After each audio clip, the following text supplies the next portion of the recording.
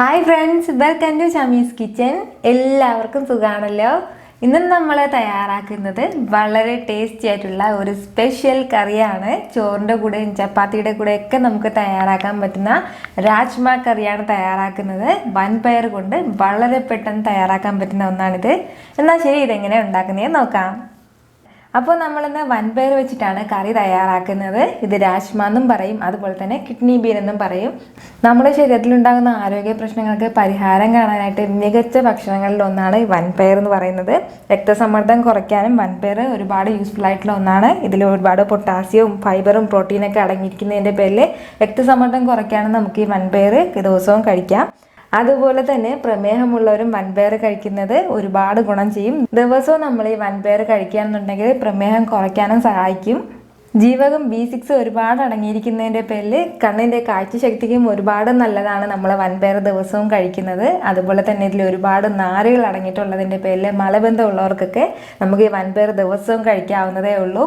അപ്പോൾ ഈ ബെനിഫിറ്റ്സ് എല്ലാം ഞാൻ തന്നെ പറയുന്നതല്ല, എനിക്ക് കിട്ടിയ അറിവുകൾ ഞാൻ നിങ്ങളുമായിട്ട് ഷെയർ ചെയ്യുന്നതാണ്. വൻപയർ വെച്ചിട്ട് വീണ്ടും ഒരുപാട് ഗുണങ്ങളെല്ലാം ഉണ്ട്, പക്ഷേ എനിക്കറിയാവുന്ന കാര്യങ്ങളാണ് ഞാൻ നിങ്ങളുമായിട്ട് ഷെയർ ചെയ്തത്. അപ്പോൾ നിങ്ങൾക്ക് അറിയാവുന്ന കാര്യങ്ങൾ നിങ്ങൾ കമൻസിൽ പറഞ്ഞേക്കണം. പിന്നെ നമ്മളിന്ന് വൻപയർ വെച്ച് തയ്യാറാക്കുന്നത് നല്ലൊരു കറിയാണ്. ഇത് വെച്ചിട്ട് നമുക്ക് നല്ലൊരു സാലഡും തയ്യാറാക്കാൻ പറ്റും. അത് മറ്റൊരു ദിവസം മറ്റൊരു റെസിപ്പി ആയിട്ട് ഞാൻ പറയുന്നതായിരിക്കും. എന്നാൽ ശരി, നമുക്ക് ഈ കറി തയ്യാറാക്കുന്നത് എങ്ങനെയാണെന്ന് നോക്കാം. ഇതിപ്പോൾ ഞാൻ 1 കപ്പ് വൻപയറാണ് എടുത്തിട്ടുള്ളത്. 250 ഗ്രാം വൻപയർ. ഇത് ഞാൻ ഏകദേശം 8 മണിക്കൂർ വെള്ളത്തിലിട്ട് നല്ലതുപോലെ കുതിർത്തിട്ട് വെച്ചിരിക്കുന്നതാണ്. ഇനി നമുക്കിതൊന്ന് വേവിച്ചെടുക്കണം. അപ്പം ഞാനിത് കുക്കറിലാണ് വേവിച്ചെടുക്കുന്നത്. ഹൈ ഫ്ലെയിമിൽ വെച്ചിട്ട് ഒരു 4 വിസിൽ വരുന്നത് വരെ നമ്മളൊന്ന് കുക്കറിൽ വേവിച്ചെടുക്കണം. അപ്പോഴത്തേക്കും ഇത് നല്ല സോഫ്റ്റ് ആയിട്ട് വെന്തിട്ടുണ്ടാവും. ഇനി ഇതിലേക്ക് ആവശ്യത്തിനുള്ള ഉപ്പ് കൂടി ഞാൻ ചേർത്ത് കൊടുക്കുകയാണ്.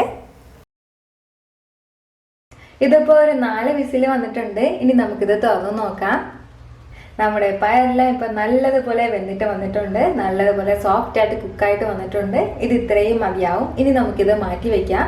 അപ്പോൾ നമ്മൾ പ്രത്യേകം ശ്രദ്ധിക്കേണ്ട ഒരു കാര്യം എന്ന് വെച്ചാൽ, പയർ വേവിക്കുന്ന ടൈമിൽ തന്നെ നമ്മൾ ഉപ്പ് കൂടി ഇട്ടിട്ട് വേണം വേവിക്കാനായിട്ട്. അല്ലാതെ നമ്മൾ കറി വെക്കുന്ന ടൈമിൽ ഇടുകയാണെന്നുണ്ടെങ്കിൽ ഈ പയറിൽ ഉപ്പ് പിടിക്കില്ല.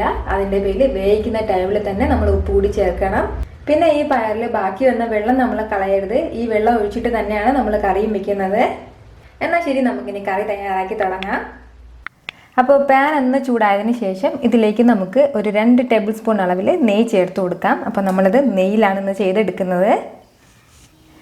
ഇനി ഇതിലേക്ക് നമുക്ക് 1 പീസ് കറുവാപ്പട്ട, 3 ഗ്രാമ്പു, 3 ഏലക്ക ഇത്രയും ചേർത്ത് കൊടുക്കാം. കൂടെ തന്നെ 1 ടീസ്പൂൺ അളവിൽ പെരിഞ്ജീരകം കൂടി ചേർക്കുകയാണ്. നല്ല ജീരകമല്ല, പെരിഞ്ജീരകമാണ്. ഒരു 2 പച്ചമുളക് കൂടി ചേർത്ത് കൊടുക്കാം. അപ്പോൾ നമ്മൾ ഈ ഗ്രാമ്പും ഏലക്കയും എല്ലാം ചേർത്തിരിക്കുന്നതിൻ്റെ പേരിൽ ഒരു കറിക്കൊരു പ്രത്യേക ടേസ്റ്റ് ആയിരിക്കും.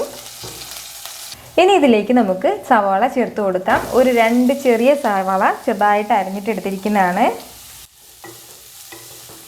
ഇനി ഈ സവാളയുടെ കളറൊക്കെ നല്ലതുപോലെ മാറിയിട്ട് വരണം. ഒരു ലൈറ്റ് ബ്രൗൺ കളർ ആകുന്നത് വരെ നമ്മളൊന്ന് വഴറ്റി കൊടുക്കണം. ഈ ടൈമിൽ നമുക്ക് വേണമെന്നുണ്ടെങ്കിൽ അത്യാവശ്യം കുറച്ച് ഉപ്പ് ചേർത്ത് കൊടുക്കാം, പെട്ടെന്ന് വഴറ്റിയിട്ട് വരാൻ വേണ്ടിയിട്ട്.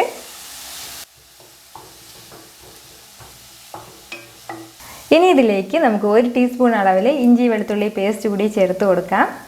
ഇനി കുറച്ചുകൂടി സവാള വഴറ്റിയിട്ട് വരാൻ വേണ്ടിയിട്ടുണ്ട്. നമ്മുടെ ഉള്ളിയെല്ലാം ഇപ്പോൾ നല്ലതുപോലെ വഴറ്റിയിട്ട് വന്നിട്ടുണ്ട്. ഇത് ഇത്രയും മതിയാവും. നല്ലൊരു ലൈറ്റ് ഗോൾഡൻ കളർ വന്നിട്ടുണ്ട്. ഇനി ഇതിലേക്ക് നമുക്ക് മസാലകൾ ചേർത്ത് കൊടുക്കാം. 1 ടേബിൾ സ്പൂൺ ഫുള്ള് മുളക് പൊടി. നമ്മുടെ എരിവിനനുസരിച്ചിട്ട് നമുക്ക് മുളക് പൊടി ചേർത്താൽ മതിയാവും. 1 ടേബിൾ സ്പൂൺ മല്ലിപ്പൊടി, 1/4 ടീസ്പൂൺ മഞ്ഞൾപ്പൊടി, 1 ടീസ്പൂൺ ജീരകം പൊടിച്ചത്, നല്ല ജീരകമാണ്. അപ്പോൾ ഇത്രയും ചേർത്തിട്ട് ഈ മസാലയുടെ ആ ഒരു പച്ച മണം മാറുന്നത് വരെ നമുക്കൊന്ന് വഴറ്റി കൊടുക്കാം. ഒരു 30 സെക്കൻഡ് ഒന്ന് ചെറുതായിട്ടൊന്ന് വഴറ്റി കൊടുത്താൽ മതിയാവും. ആ മസാലയുടെ പച്ച മണമൊക്കെ ഇപ്പോൾ മാറിയിട്ടുണ്ട്. ഇത് ഇത്രയും മതിയാവും. ഇനി ഇതിലേക്ക് നമുക്ക് ടൊമാറ്റോ പേസ്റ്റ് ചേർത്ത് കൊടുക്കാം. ഞാനിപ്പോൾ ഇത് 2 തക്കാളിയുടെ പേസ്റ്റാണ് എടുത്തിട്ടുള്ളത്. അതിലേക്ക് ഒരു ചെറിയ പീസ് ബീട്രൂട്ട് കൂടി ഇട്ടിട്ടാണ് ഞാൻ അരച്ചെടുത്തിട്ടുള്ളത്. മുമ്പ് ഞാൻ ടിപ്സിൽ പറഞ്ഞിട്ടുള്ളത് പോലെ ഇച്ചിരി കളർ കിട്ടാൻ വേണ്ടിയിട്ടാണ് ആ ബീട്രൂട്ട് അങ്ങനെ ചേർക്കുന്നത്. അത് ചേർത്തില്ലെങ്കിലും കുഴപ്പമൊന്നുമില്ല. ഇത് നല്ലതുപോലെ മിക്സ് ചെയ്തതിന് ശേഷം 1 മിനിറ്റ് നമുക്കൊന്ന് അടച്ചു വെച്ച് വേവിച്ചെടുക്കാം. അപ്പോഴത്തേക്കും ഈ തക്കാളിയുടെ ആ പച്ച മണമൊക്കെ മാറിയിട്ടുണ്ടാവും. ഇതിപ്പോൾ 1 മിനിറ്റ് കഴിഞ്ഞിട്ടുണ്ട്. നമ്മുടെ തക്കാളിയെല്ലാം നല്ലതുപോലെ കുക്കായിട്ട് വന്നിട്ടുണ്ട്. ഇനി ഇതിലേക്ക് നമ്മൾ നേരത്തെ വേവിച്ച് വെച്ചിരുന്ന പയർ ചേർക്കാം. നമുക്ക് എത്രത്തോളം ഗ്രേവി വേണോ അതിനനുസരിച്ചിട്ട് നമുക്ക് വെള്ളം ചേർക്കാം. നമ്മൾ നേരത്തെ പയർ വേവിച്ചെടുത്ത ആ വെള്ളം തന്നെ ചേർക്കണം, പ്രത്യേകിച്ച് വേറെ വെള്ളമൊന്നും ചേർക്കരുത്. വളരെ ടേസ്റ്റി ആയിട്ടുള്ള നല്ലൊരു രാജ്മ കറിയാണിത്. നമുക്കിതുപോലെ പെട്ടെന്ന് തയ്യാറാക്കാവുന്നതേ ഉള്ളൂ. നല്ലതുപോലെ ഒന്ന് മിക്സ് ചെയ്ത് കൊടുത്തതിന് ശേഷം നമുക്ക് വേണമെന്നുണ്ടെങ്കിൽ ഇതിന് മുകളിൽ കുറച്ച് മല്ലിയില കൂടി ചേർക്കാം. ഇത്രയേ ഉള്ളൂ. വളരെ വളരെ സിമ്പിളായിട്ട് രാജ്മ കറി റെഡി ആയിട്ടുണ്ട്. ഇത് നമുക്ക് ചപ്പാത്തിയുടെ കൂടെയും ദോശയുടെ കൂടെയും ചോറിൻ്റെ കൂടെയൊക്കെ നല്ല ബെസ്റ്റ് കോമ്പിനേഷൻ ആയിട്ടുള്ള ഒന്നാണ്. അപ്പോൾ ഇതുവരെയും ഇതുപോലെ ട്രൈ ചെയ്തിട്ടില്ലാത്തവർ ഉറപ്പായിട്ടും ട്രൈ ചെയ്ത് നോക്കണം. അതുപോലെ തന്നെ ഈ രാജ്മ വൻപയർ നിങ്ങളെല്ലാവരും നിങ്ങളുടെ ഫുഡിൻ്റെ കൂടെ ഉൾപ്പെടുത്താൻ ശ്രമിക്കണം. പിന്നെ നമ്മുടെ ഷമീസ് കിച്ചൻ്റെ ഫേസ്ബുക്ക് പേജും ഇൻസ്റ്റാഗ്രാമും ഇതുവരെ ഫോളോ ചെയ്യാത്തവരുണ്ടെങ്കിൽ അതൊന്ന് ഫോളോ ചെയ്തേക്കണം. ഈ വീഡിയോ നിങ്ങൾക്ക് ഇഷ്ടമായാൽ ലൈക്ക് ചെയ്യാനും ഇത് മറ്റുള്ളവർക്ക് കാണണമെന്ന് ആഗ്രഹിക്കുന്നുണ്ടെങ്കിൽ ഷെയർ ചെയ്യാനും സബ്സ്ക്രൈബ് ചെയ്യാനും മറക്കരുത്.